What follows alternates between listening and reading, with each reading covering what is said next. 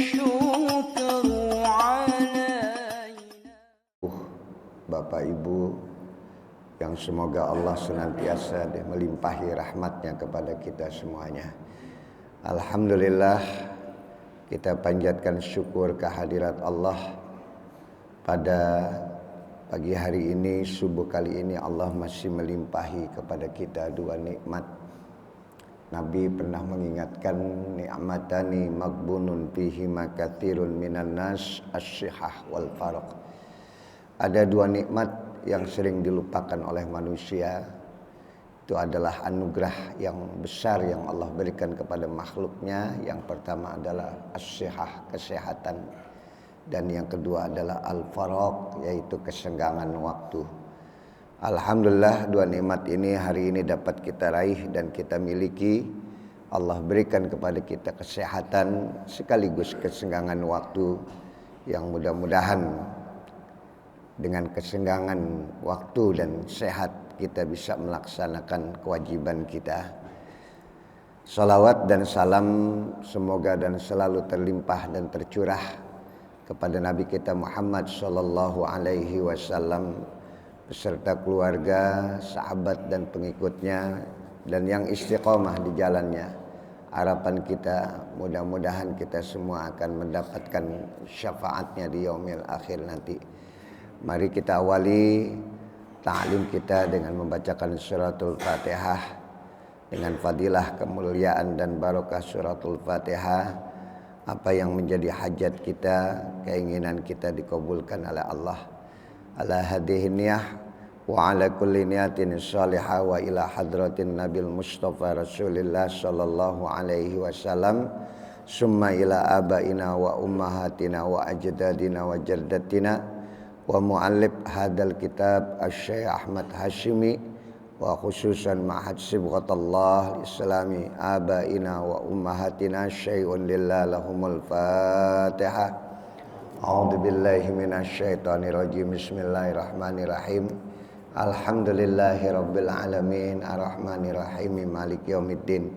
Iyyaka na'budu wa iyyaka nasta'in ihdinas siratal mustaqim Shiratal ladzina an'amta 'alaihim ghairil maghdubi 'alaihim waladdallin. Amin amin ya rabbal alamin. Bismillahirrahmanirrahim. Fa inna asdaqal hadis kitabullah wa khairal hadi hadi Muhammadin sallallahu alaihi wasallam wa syarrul umur muhdatsatuha wa kullu muhdatsatin bid'ah wa kullu bid'atin dhalalah wa kullu dhalalatin finnar.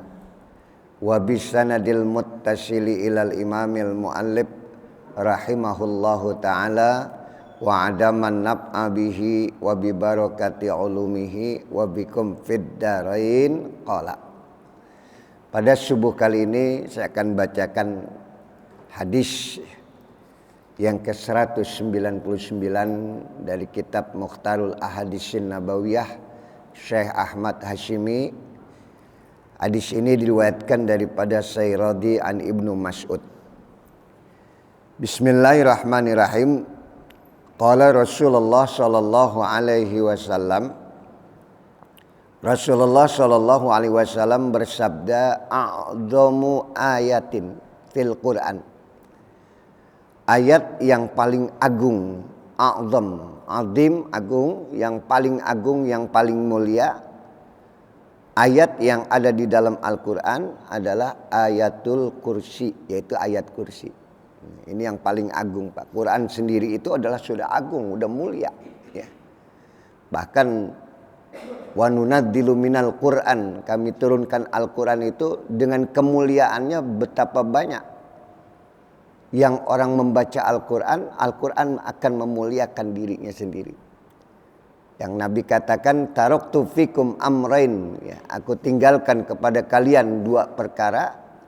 Wa in tamassaktum bihima lan tadillu abada. Apabila yang dua ini dapat kamu jaga, kamu rawat, kamu pegang dengan erat, maka kamu tidak akan tersesat selama-lamanya. Apa itu? Al-Quran wa sunnatur rasul.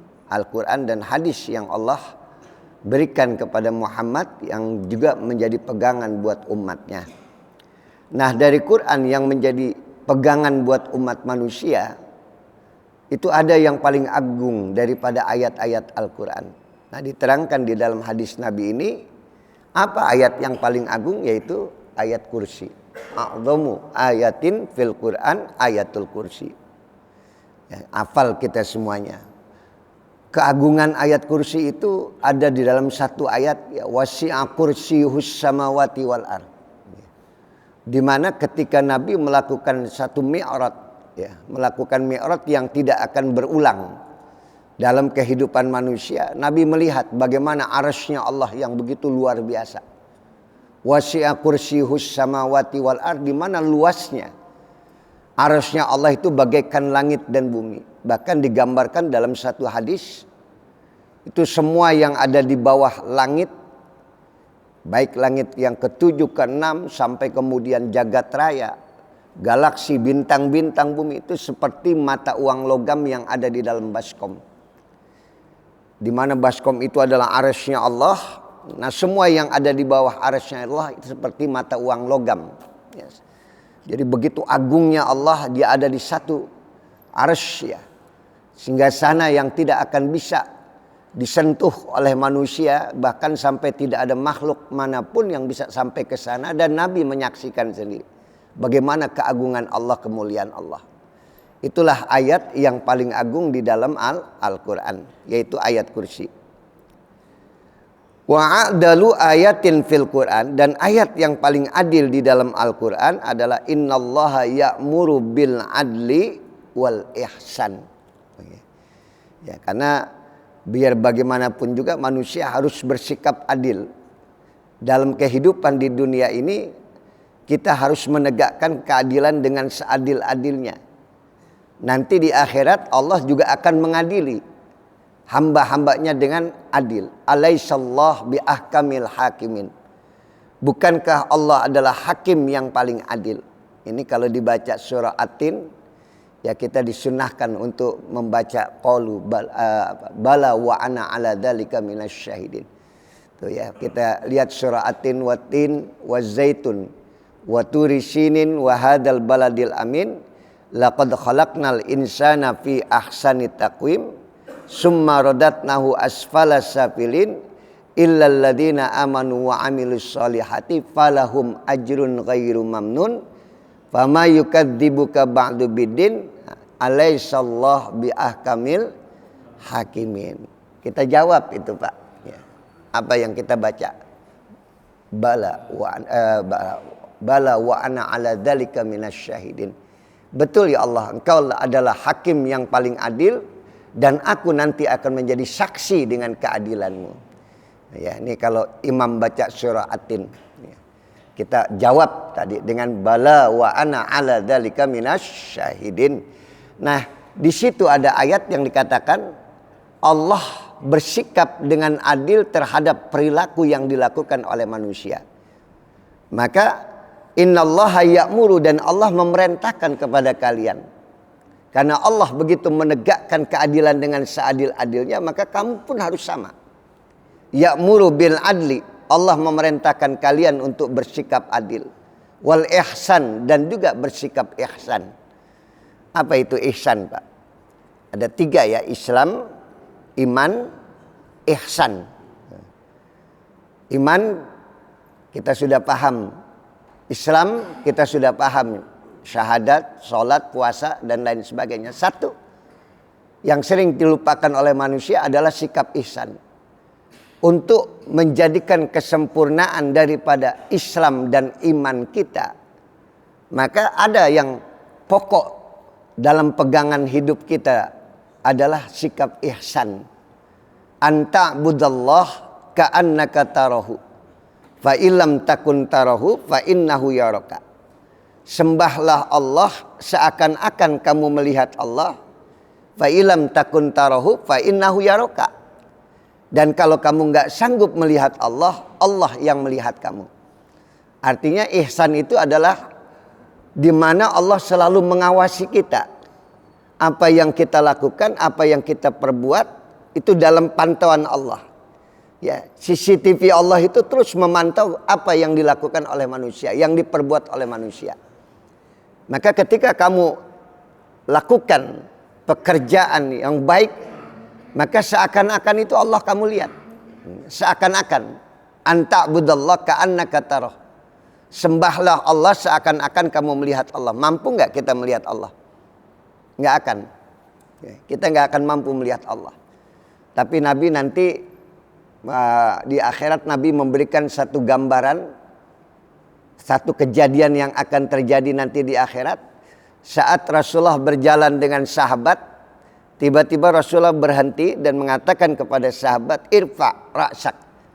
Coba kau tengadahkan kepalamu. Wandur ila sama. Kau lihat itu yang ada di atas sana, di langit. Aisyai, ada apa ya Rasulullah? Undur, lihat. Al-Qamar ya Rasulullah. Kami melihat ada bulan. Iya. Bulan begitu terang dan terlihat dengan jelas oleh mata kalian. Nanti kalian pun akan melihat Allah sebagaimana kalian melihat bulan ini. Dan itu nanti digambarkan oleh Nabi terjadi pada saat seluruh penduduk surga sudah merasakan kenikmatan surga. Mungkin triliunan tahun, jutaan tahun, miliaran tahun. Saat dalam kenikmatan surga, itu ahli surga tiba-tiba mendengar, ya ahlul jannah, wahai penduduk surga, labbaika ya Rabb, kami dengar ya Allah. Aisyah, ada apa ya Allah? Mereka semua ahli surga mendengar suara Allah dan mereka bertanya, ada apa ya Allah? Dan saat itu belum terlihat Allah. Mereka mengatakan, Allah bertanya kepada ahli surga, hal raditum? Apakah kalian redha dengan kenikmatan surga ini? Malana lanardo. Bagaimana kami enggak redha ya Allah? Apa yang kami dapatkan dalam kenikmatan surga ini tidak pernah terbayangkan pada kami waktu di dunia.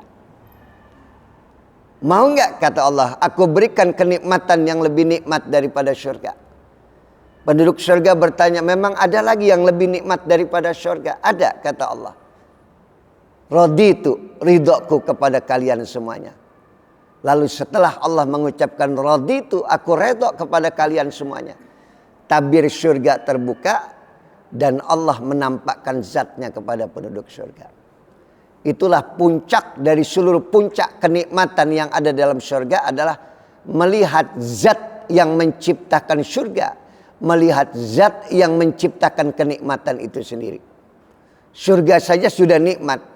Dan bagaimana kita membayangkan melihat zat yang menciptakan kenikmatan. Dengan ungkapan raditu, aku sudah redha dengan kalian semua. Tempatilah surga ini selama-lamanya. Nikmatilah semua yang ada dalam surga. Aku redha kepada kalian semua. Ini makom yang tertinggi, Pak. Ridha.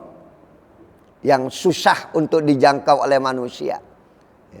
Maka saat seseorang wafat meninggal dunia pun diiringi dengan kalimat ya ayyatuhan nafsul mutmainnah irji'i ila rabbiki radiyatan mardiyah. Dengan redha, kalian redha bertemu dengan aku, tuntas semua pekerjaan dunia, tugas kamu di dunia kamu lakukan, sekarang kembalilah dengan redhaku dan redha kalian untuk bertemu dengan aku. Maka ibadah itu dibagi menjadi 3 itu. Ada orang yang ibadahnya hanya mencari pahala. Ada orang yang ibadahnya hanya menuntut surga. Dan yang terakhir, yang paling tinggi adalah orang yang ibadahnya mencari ridhonya Allah Subhanahu wa ta'ala. Ada orang yang ngukur ibadahnya itu hanya fadilat, keutamaan. Ya, hanya fadilah-fadilah yang dapatkan. Kalau sholat ini fadilahnya ini, keutamaan ini, pahalanya seperti ini. Boleh nggak? Boleh. Boleh. Tapi tingkatkan lagi yang lebih tinggi lagi. Adalah orang yang ibadahnya mencari surga Allah dan takut akan nerakanya Allah. Maka kemarin beberapa majelis saya sampaikan. Ada 2 yang tidak pernah bisa disatukan menjadi satu. Rasa takut dan rasa aman. Al-khawf wal amnu. Jadi orang yang punya rasa takut itu nggak akan disatukan takutnya itu di dunia ataupun di akhirat. Begitu pula orang yang punya rasa aman di dunia, dia nggak akan juga merasakan aman nanti di akhirat. Jadi dalam satu hadis Nabi mengatakan, siapa orang yang takut akan adab Allah di dunia, takut untuk meninggalkan kewajibannya di dunia, maka nanti dia akan merasakan aman di akhirat. Tapi siapa yang merasa aman di dunia, dengan segala perbuatan yang dia lakukan, dengan segala kezaliman yang dia lakukan di dunia, dia merasa aman. Karena begitu banyak yang membackup dia. Ingat, aman itu nanti tidak berkelanjutan sampai di akhirat. Ini dua yang gak bisa disatukan, Pak, kata Nabi. Ya, siapa orang yang merasa takut di dunia, maka dia akan merasakan aman di akhirat. Tapi siapa yang merasa aman di dunia, maka nanti dia akan merasakan ketakutan di akhirat. Ya. Walanabluwannakum bisyai'in minal khauf. Karena Allah katakan di dalam Al-Quran, aku akan uji kalian dengan rasa takut. Di dunia ini aku tanamkan ketakutan kepada kalian. Minal khauf. Takut apa? Walju, takut lapar. Wa naqsim minal amwal, takut kehilangan harta. Dan terjadi kehilangan harta, habis semua apa yang kamu miliki, rumah kamu, kendaraan kamu, tempat tinggal kamu. Itu ujian yang aku berikan. Jangan sampai kau merasa aman di dunia ini. Rasa takut itu akan terus aku tanamkan. Wa naqsim minal amwal, takut kehilangan harta. Wal anfus, dengan jiwa. Anaknya wafat meninggal dunia, keluarganya wafat semuanya. Itulah ujian yang Allah berikan. Wathamarat, dan gagal panen. Apa yang kita harapkan dari rezeki yang sudah kita upayakan untuk bisa kita raih kenikmatannya, tiba-tiba hilang. Habis semuanya. As-samarat, gagal panen kita. Gagal bisnis kita. Itulah rasa takut yang terus-menerus aku berikan kepada kalian. Maka di ujung dari ayat tadi, wabasyiris sabirin, berikan kabar gembira kepada orang-orang yang sabar. Insyaallah saudara-saudara kita yang ada di Sumatera, yang ada di Aceh, mereka adalah para syuhada. Mereka mati syahid. Ya, Allah berikan ujian dan rasa takut yang luar biasa kepada mereka semuanya. Ini yang nggak bisa disatukan, Pak. Kalau yang menyatu nggak bisa dipisahkan ada. Apa itu? Malu dan iman. Al-haya minal iman. Malu itu adalah bagian daripada iman. Siapa yang punya iman, dia akan punya rasa malu. Tapi orang yang tidak punya rasa malu, dia tidak punya iman. Siapa yang imannya dicabut, maka hilanglah rasa malunya. Siapa yang malunya dicabut, hilanglah imannya. Nah, jadi mudah-mudahan kita jangan pernah merasa nyaman dalam hidup kita, merasa aman dalam hidup kita. Di depan begitu banyak ujian-ujian yang Allah berikan kepada kita. Allah ingin terus kita punya rasa khawatir. Kita punya rasa takut dengan kehidupan di dunia kita. Apalagi adab Allah nanti yang akan menunggu atas kezaliman yang pernah dilakukan oleh manusia. Maka Quran juga mengatakan, wujuhu yawma idin khasyi'ah. Nanti pada saat yaumul ba'as, hari kebangkitan, ada wajah-wajah yang penuh dengan rasa takut. Ketakutan yang sangat luar biasa. Wujuhu yawma idin khasyi'ah. Kenapa? Amilatun nasibah. Dia melihat perbuatan dosa yang pernah dia lakukan waktu di dunia. Dia lihat bagaimana kezalimannya waktu di dunia. Amilatun nasibah. Tusqa min ainin na'aniyah. Diberikan minum dari air yang mendidih. Laisa lahum ta'amun illa min dari. Maka dia tidak merasakan, diberikan makanan yang tidak mengenyangkannya. Makanan yang berduri.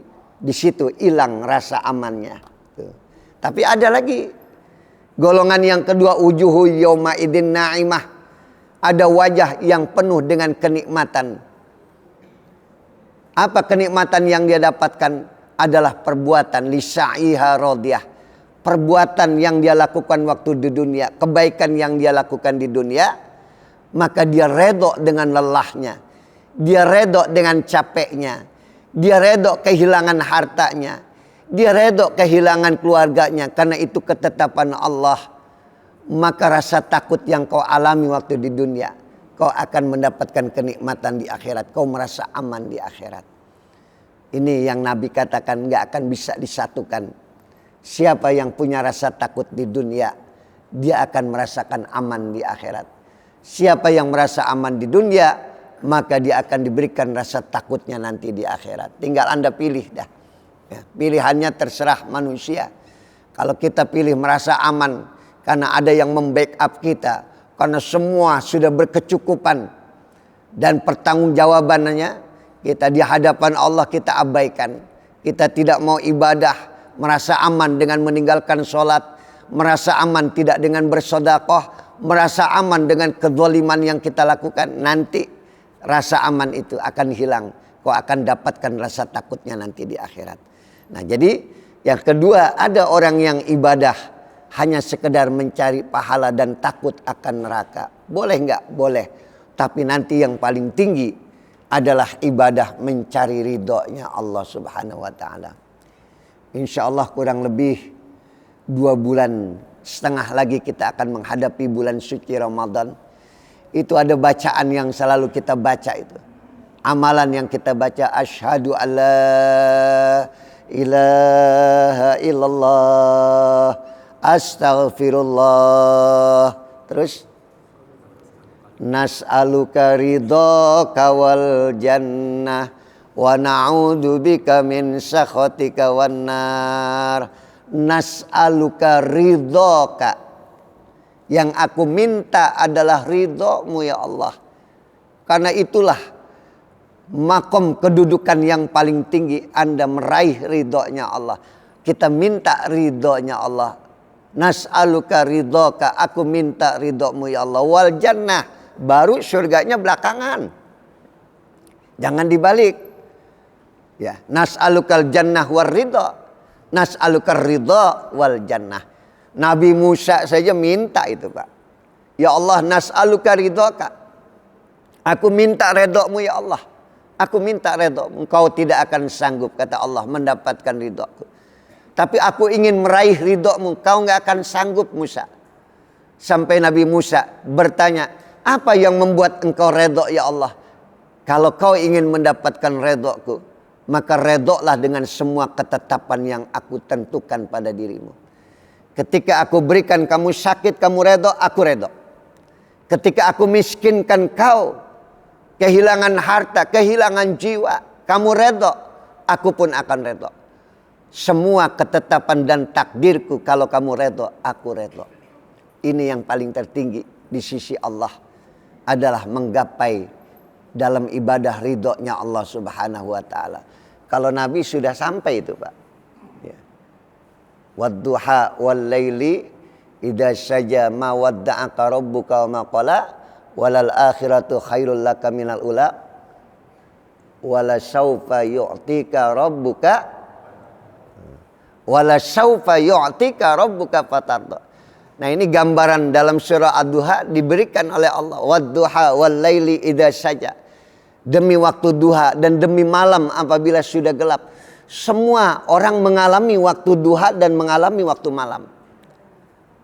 Tapi perbedaan kondisinya berbeda. Dengan kita, apa yang dilewati oleh Nabi, yang dialami oleh Nabi berbeda dengan apa yang kita alami.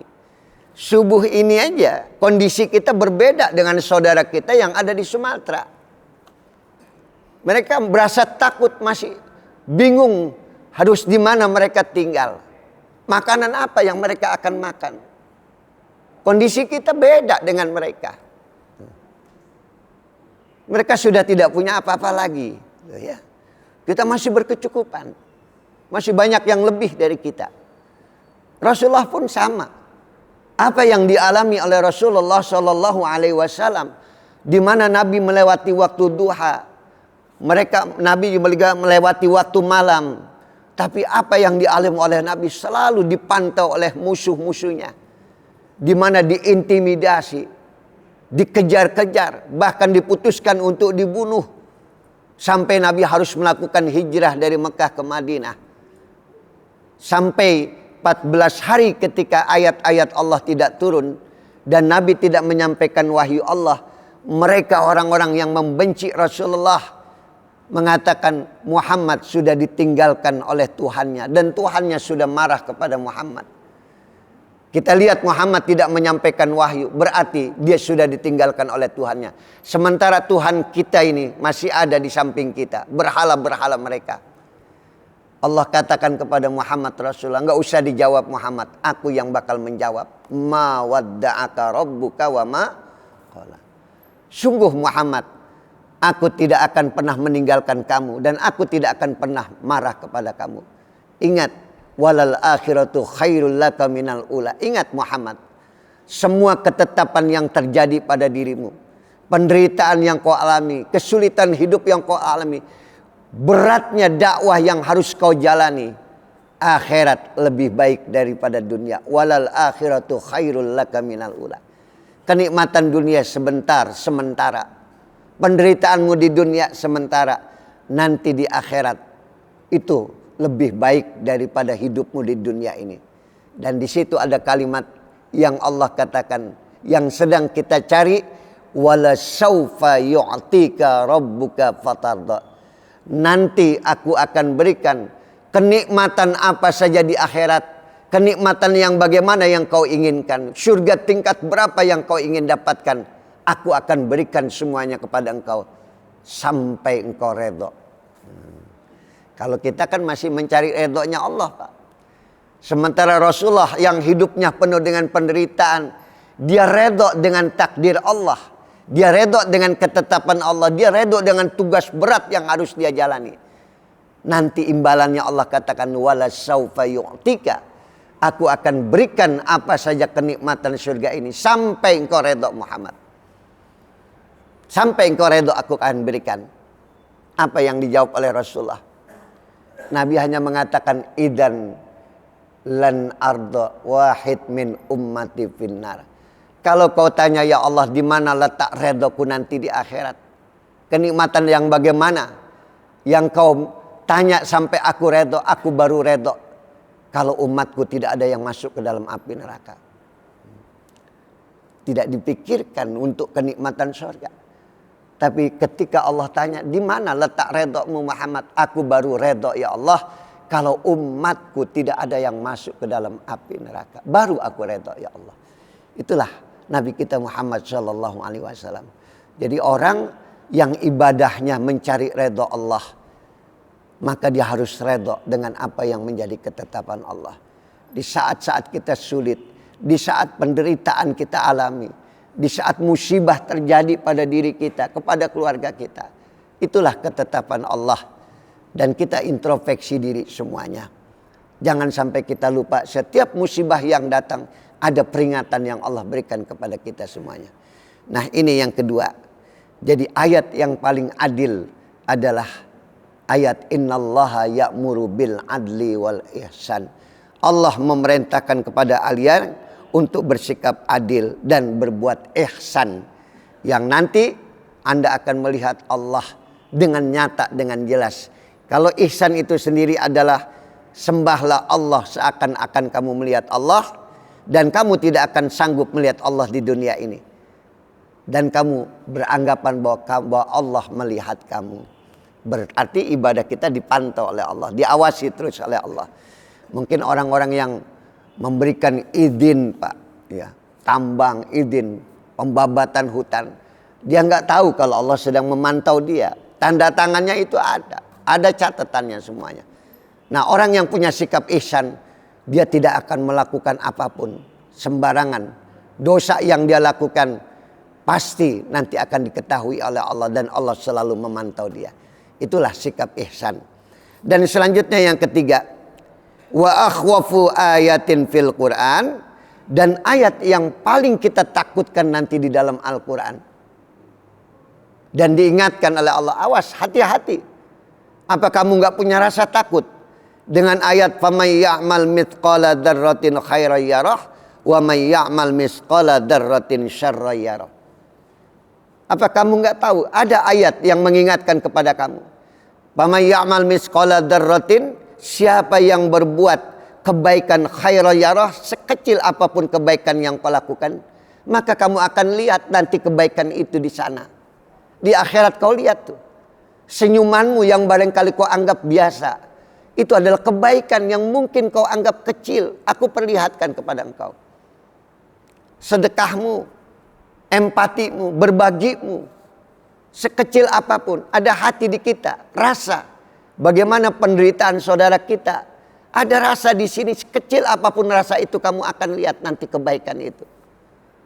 Begitu pula wa may ya'mal mithqala dzarratin syarran yarah. Maka sekecil apapun kejahatan yang kau lakukan, nanti kau akan lihat pada saat yaumul ba'ats, di kebangkitan. Ini yang kita paling takutkan ayat. Jangan merasa aman dengan kejahatan kita. Jangan merasa aman dengan kezaliman kita. Bahkan sekecil apapun yang tidak terlihat dengan mata, nanti akan diperlihatkan oleh Allah.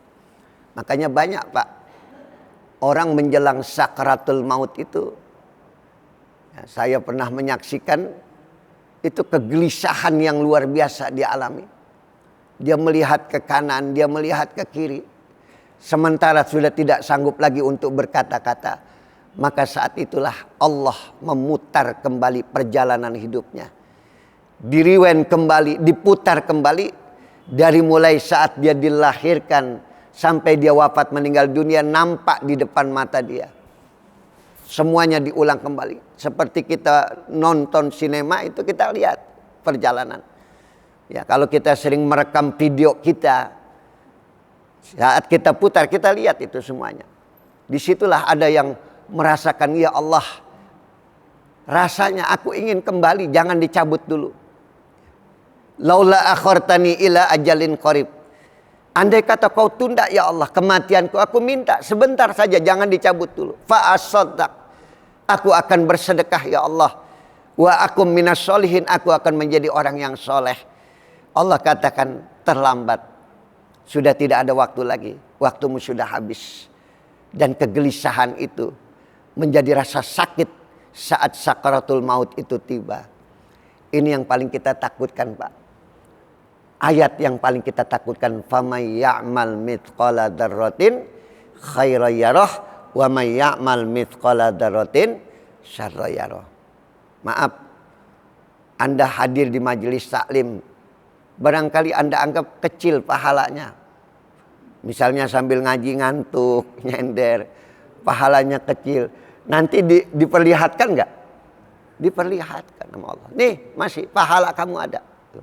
Tapi insya Allah yang hadir semuanya ahlul khair. Nih, orang baik semuanya. Karena untuk menetapkan orang itu orang baik, dia pernah ada di tempat yang baik. Itu kalau mayit sering kalau mau disolatkan kan ditanya itu Pak. Ishadu, saksikan ala anna hadhil janadah min ahlil khair. Apakah jenazah ini orang baik? Kita pernah ngelihat dia ada di masjid ini. Katakan khair. Kita pernah lihat dia ada ngaji bersama dengan kita di majelis ini. Khair. Nah, jadi kira-kira yang nyender khair enggak? Khair. Yang ngantuk khair enggak? Khair. Ya. Pokoknya dia pernah ada di mana? Di dalam majelis. Paham ya? Nah, selanjutnya. Wa arja ayatin fil Qur'an. Tidak ada harapan di dalam Al-Quran. Ayat yang menetapkan harapan itu tidak boleh hilang. Wa arja ayatin fil Qur'an. Ayat apa?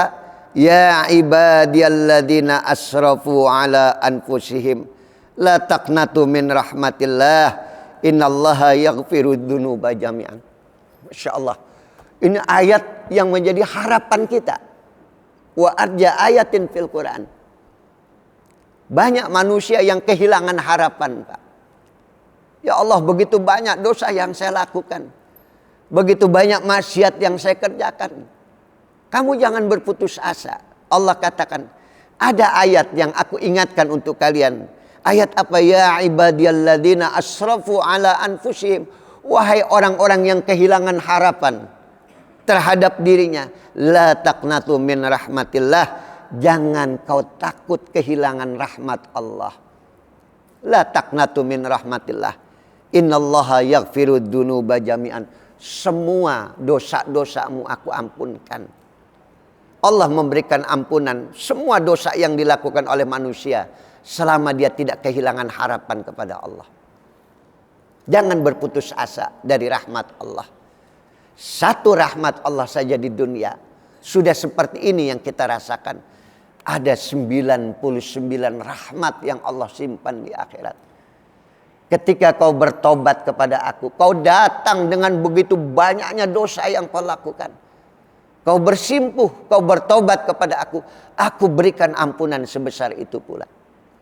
Kau datang dengan seluas bilangan dosa, seluas bilangan pasir di gurun, aku berikan ampunan sebesar itu pula. Asal kau jangan kehilangan harapan dari rahmat Allah.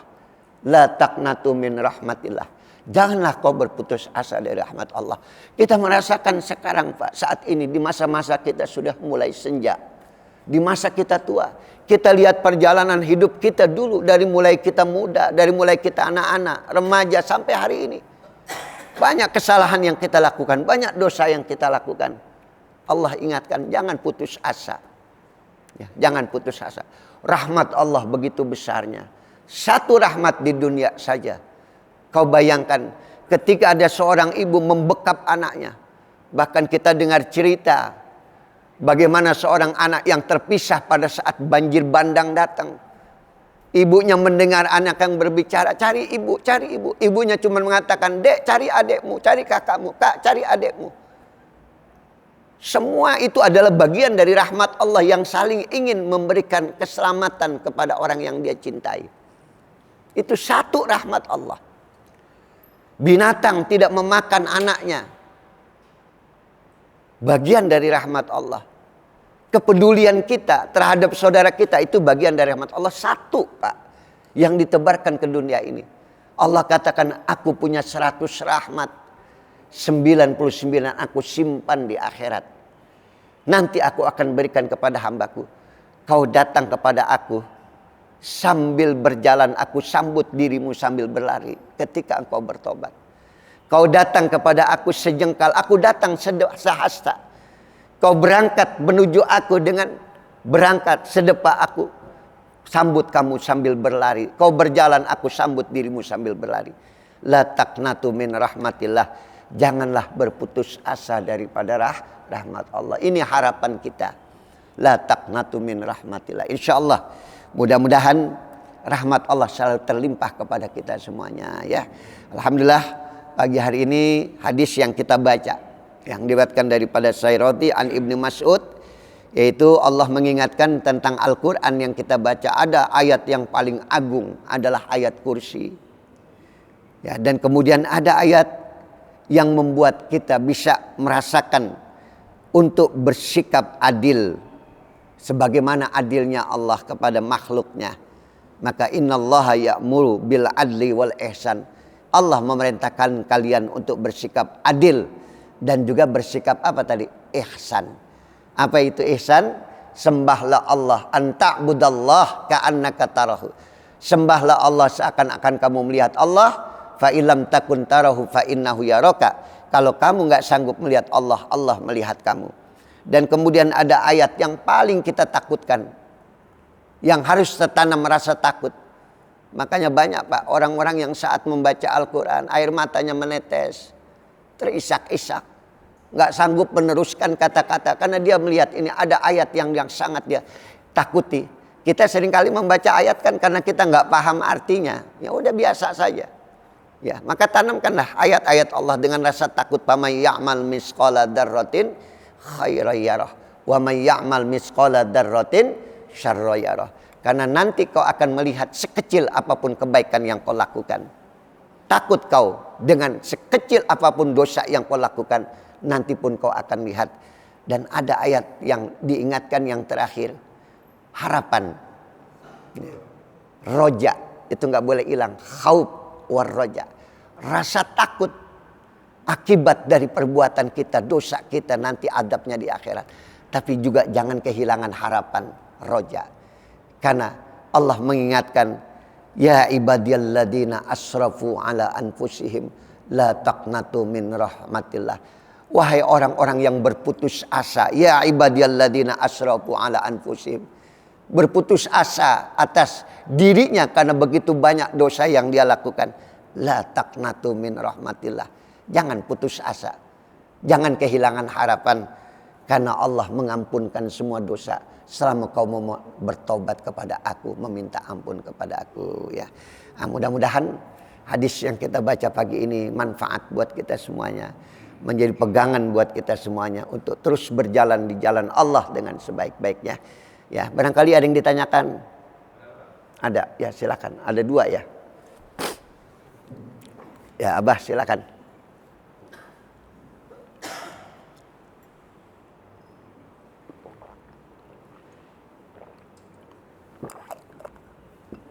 Dibantu.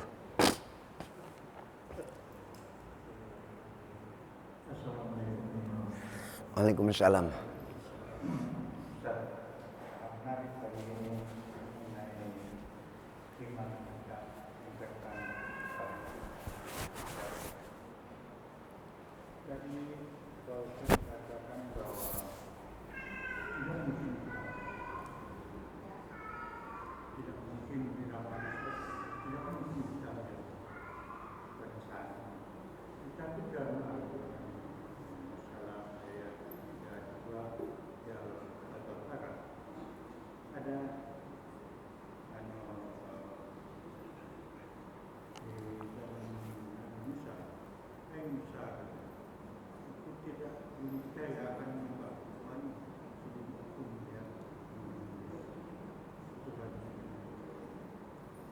Kemudian dia disangka kita dan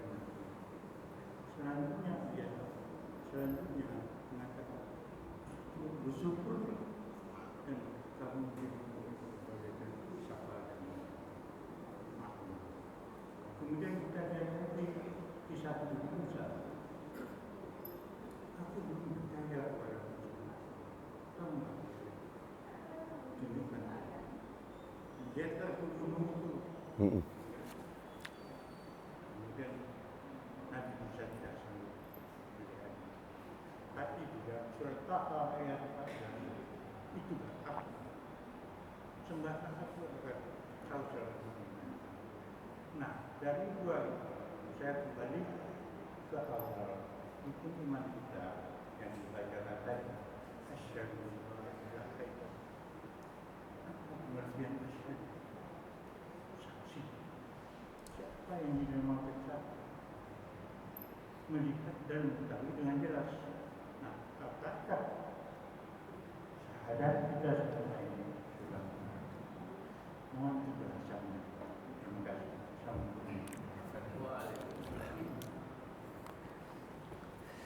Ya, ini pertanyaannya ya, luar biasa. Ya, untuk meyakini ya intinya, meyakini tentang keesaan Allah. Ya, di mana umatnya Nabi Musa pun itu meminta tadi, ya Musa lan nu'mina laka hatta narallaha jahra. Jadi ketika Allah akan berbicara kepada Musa, itu sampai Allah bertanya kepada seluruh gunung-gunung yang ada saat itu, siapa yang ingin menjadi tempat aku berbicara kepada Musa?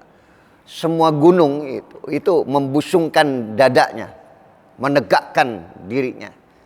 Cuman satu gunung yang merunduk, Tursina. Maka Tursina ketika dia merunduk, Allah katakan, aku pilih Tursina untuk aku berbicara kepada Musa. Allah akan mendatangi, Allah akan bersama orang-orang yang punya sikap rendah hati. Jadi kalau ada pertanyaan, kenapa Allah berbicara bukan di gunung yang lain tapi Tursina? Karena ketika Allah bertanya kepada para gunung-gunung, siapa yang mau jadi tempat aku berbicara? Cuman Tursina yang merunduk. Nah, 70 pengikut daripada Musa, ya, bangsa Bani Israel, itu untuk mendapatkan apa yang Pak Haji tadi tanya, itu mereka katakan, Musa, ya, aku ingin ikut bersama dengan kau. Kau akan berbicara kepada Tuhanmu. Aku pun sama. Aku pengen dengar suara Tuhanmu seperti apa. Ya, akhirnya berangkatlah tadi.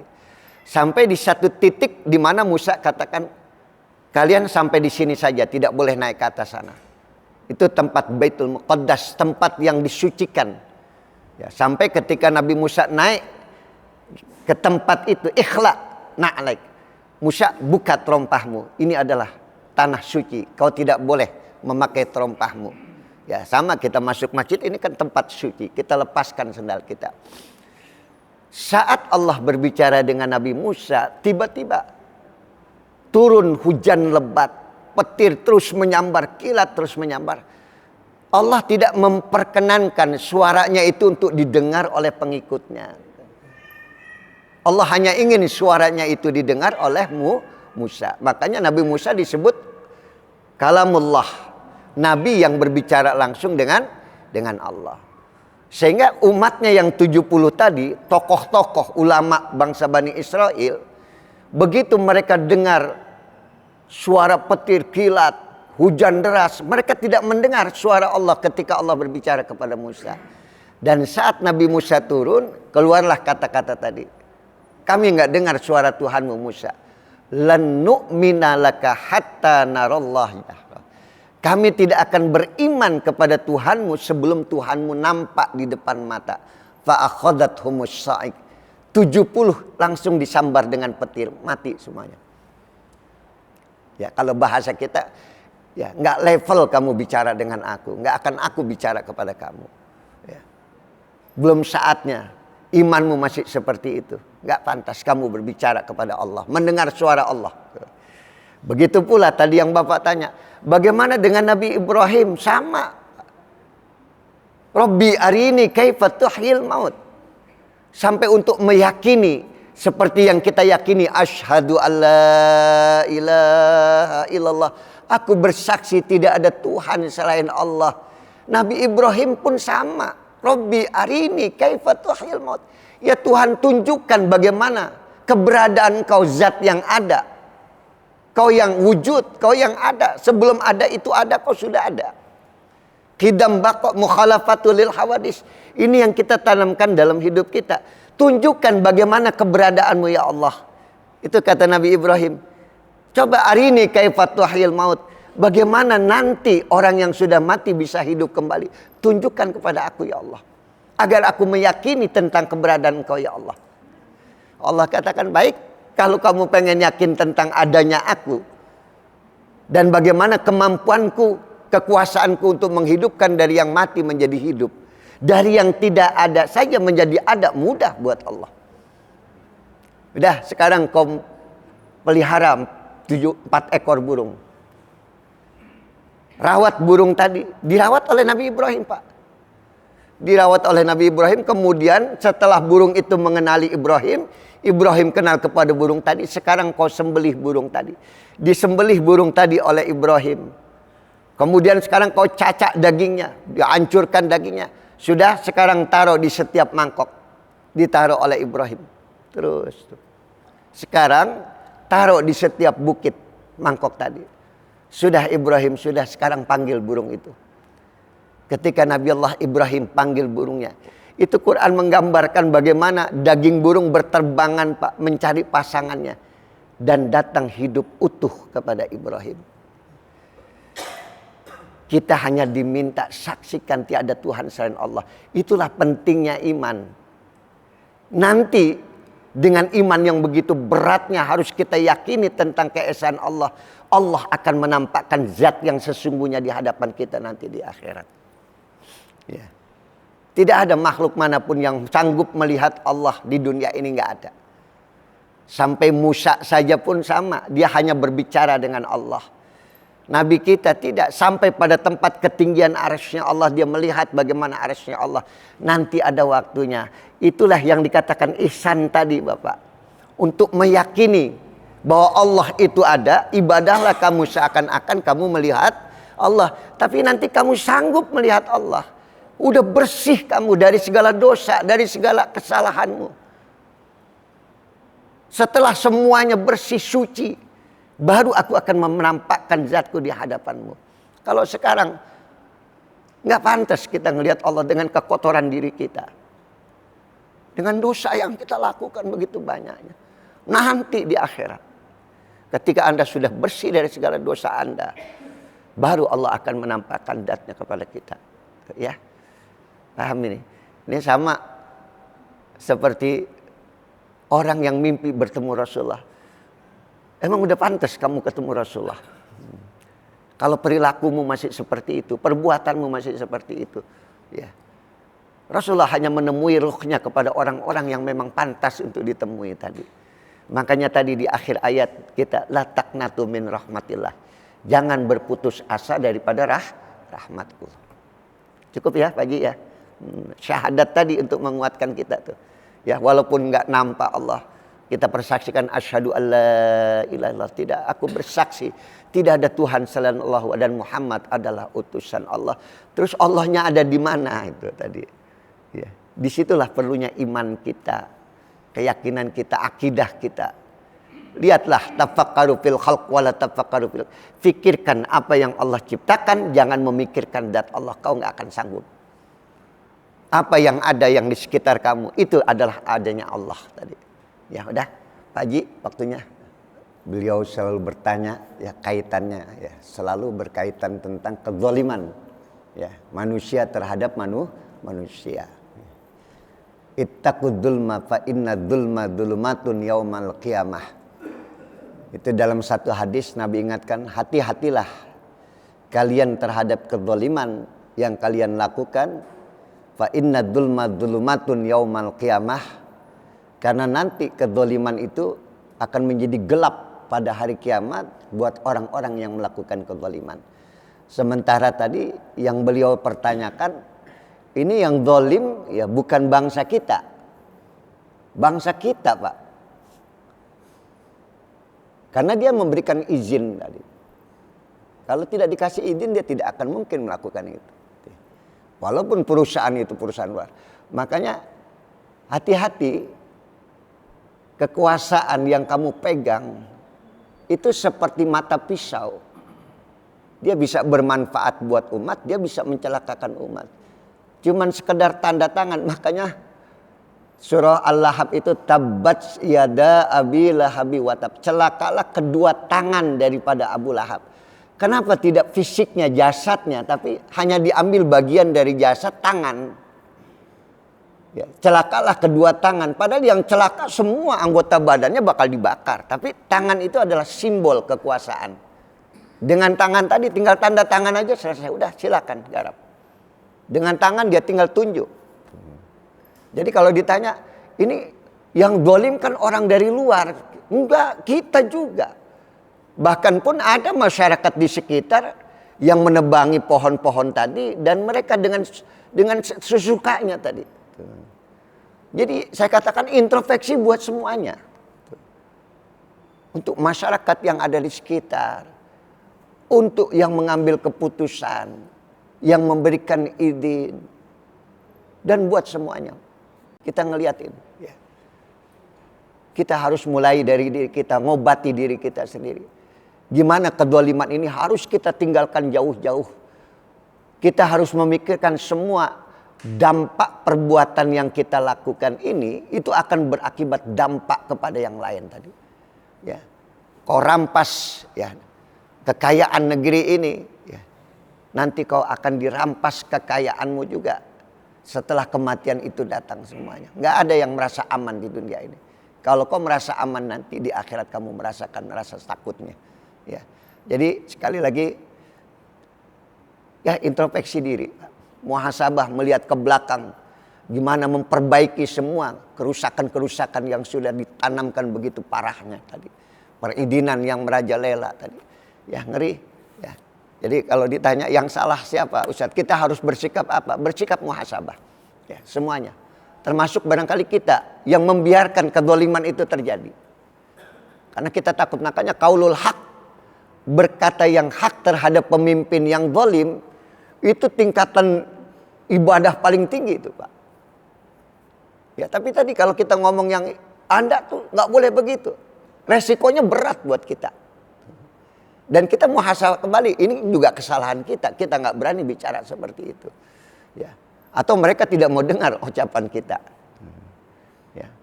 Itu aja barangkali Pak Haji ya. Ya mudah-mudahan ya semakin hari ya kan Allah sedang menampakkan Pak. Kalau nggak begini kan kita nggak tahu yang sesungguhnya apa terjadi tadi. Allah tampakkan, dibuka satu persatu. Makanya ada satu hadis, ini nggak apa-apa nih agak kesiangan ini kita. Ya, dikit lagi ya. nanti yang tadi saya katakan, jangan berputus asa daripada rahmat Allah. Begitu nanti kita dipanggil satu persatu di hadapan Allah, Allah katakan, wa ana uhasibuhum. Yang sampai Nabi minta, ya Allah, andai kata nanti umatku dihisap, jangan sampai umat yang lain tahu kekurangan daripada umatku.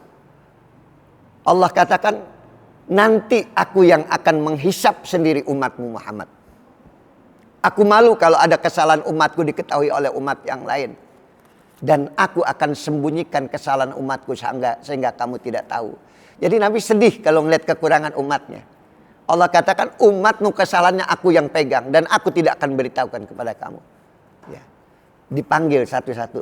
Pak Haji namanya siapa? Pak Budi. Sini. Allah lagi hisap nih. Ini diceritakan oleh Rasulullah. Ata'rifu dzambaka. Ini dosa kamu bukan Pak Budi? Iya ya Allah, dosa saya. Hari itu mulut kita dikunci, Pak. Wa tukallimuna aidihim. Lagi-lagi tangan tuh. Ya, tangan itu kan simbol kekuasaan. Anda berkuasa terhadap keluarga Anda. Anda berkuasa terhadap pegawai Anda. Anda berkuasa terhadap rakyat Anda. Dengan tangan Anda semena-mena. Maka hari itu tangan akan berbicara. Wa tukallimuna aidihim. Wa tashhadu arjuluhum. Dan kaki menjadi saksi akan perbuatan kita. Lidah udah gak bisa lagi bicara. Dibuka lagi lembaran berikutnya. Ata'rifu dzambaka, ini dosa kamu bukan? Iya ya Allah. Sampai wa qarrarahu bidunubihi. Semua dosanya dibacakan oleh Allah. Wa ra'a fi nafsihi annahu qad halak. Dia melihat dirinya bakal celaka. Apa yang Allah katakan? Jangan putus asa dari rahmat Allah. Fa inni qad satartuha 'alaika fid dunya. Dosamu di dunia aku yang sembunyikan, Pak Budi. Budi, dosamu di dunia aku yang sembunyikan. Nur Sofa, dosamu di dunia aku yang sembunyikan. Anakmu nggak tahu kau melakukan dosa. Saudaramu nggak tahu kau melakukan dosa. Wa ana aghfiruha lakal yaum. Hari ini dosamu semua aku ampunkan. Fayu'ta kitabah hasanatihi biyaminih. Diberikanlah buku catatan dengan tangan kanan. Ini yang disebut ashabul yamin. Apa yang Pak Budi bisa ambil kesimpulan ini?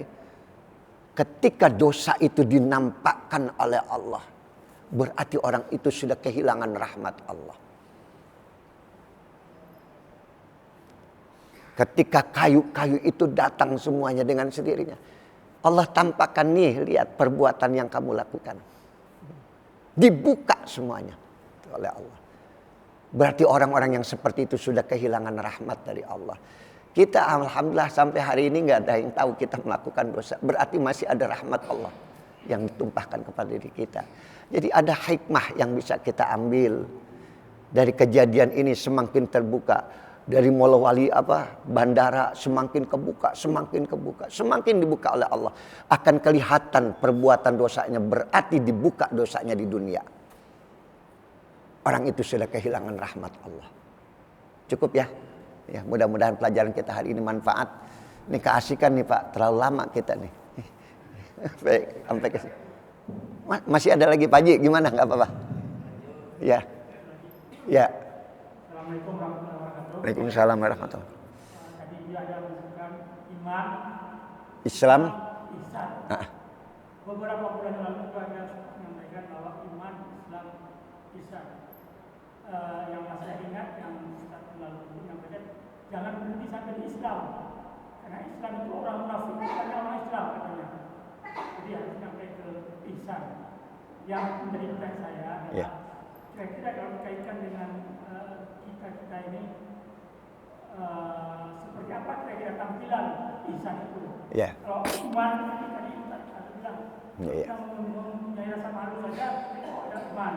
Kalau Islam yang sholat masjid Islam, ihsan ini kira-kira tampilan apa? Terima kasih. Ya, Masya Allah. Waalaikumsalam warahmatullah.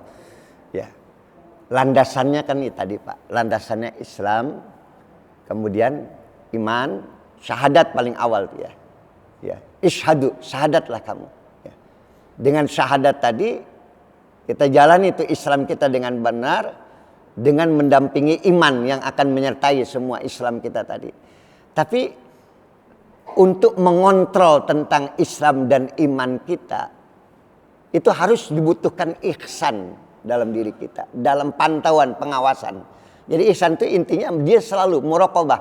Allah selalu mengawasi Islam kita udah benar belum, iman kita udah benar belum. Tapi ini kita butuhkan.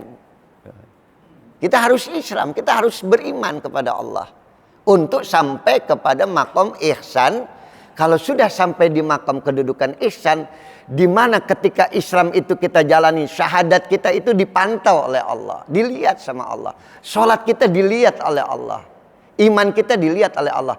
Nah tadi yang Bapak tanya, kenapa orang Islam masih munafik? Kok orang Islam sholatnya rajin, tapi dia melakukan illegal logging gitu. Karena dia nggak punya ihsannya tadi, Pak. Dia nggak sampai di makam ihsan. Jadi sholatnya itu hanya pada di tempat dia sholat. Sholatnya nggak dibawa ke kantornya. Sholatnya nggak dibawa ke pekerjaannya. Tapi tadi kalau dia punya ihsan, maka sholat itu akan dibawa kemana-mana. Karena selalu dipantau oleh Allah dari sholatnya, dari ibadahnya yang lain.